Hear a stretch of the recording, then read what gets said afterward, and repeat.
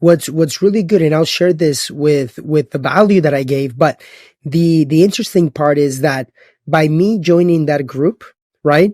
At that point, my net worth was $25,000. Fast forward 6 years later, when I turned 29, I became a millionaire, right? And it was because I was surrounded with those guys, and I did everything that they told me, and I provided as much value as possible to them. They wanted to mentor me. So by me giving part of my time and my skills and everything, I was able to build a relationship with them that they also mentored me. And I knew that I just had to build the habits to let time do its part and gain momentum. Whenever that happened, then I became a millionaire, and that helped me all throughout that journey. But to go back as to the skills that I got, I went to school at Florida State University for information technology and management information systems. And but I am what Congress calls a dreamer and a DACA recipient. So basically means that I am undocumented, right? So even though I went to college and everything, I couldn't qualify to get a job until after the Obama administration created the DACA program.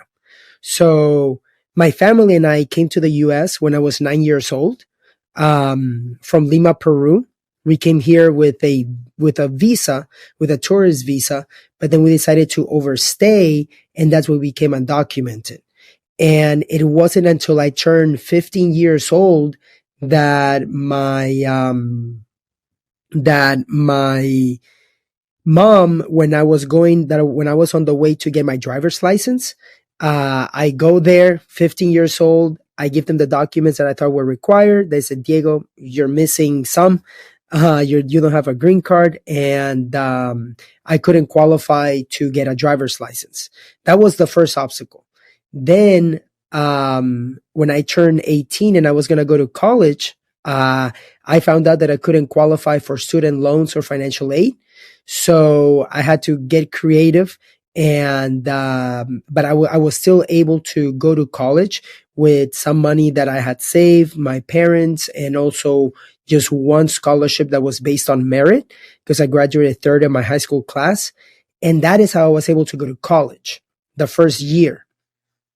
And I studied information technology and management information systems. So I was able to learn how to make websites, began doing some software development. And what that got me was an internship where I was working for free.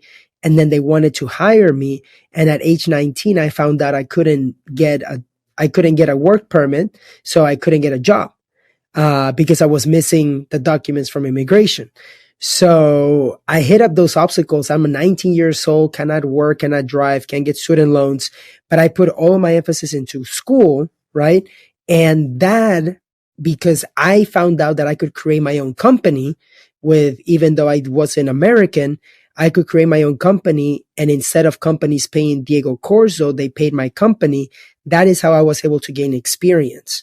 So when I look back and connect the dots, I'm like, man, I was able to help these millionaires with my IT skills, but it all came from me saying yes to these opportunities that came to me, of not giving up. And instead of looking at myself as a victim, I decided to take more the empowerment mentality and figure out a way. And that is one thing that I know that both you and I have, is that skill of resourcefulness. Of whatever life throws at us, we are able to figure out a way to make it happen, right? To get to our destination, to not let our circumstances define our future.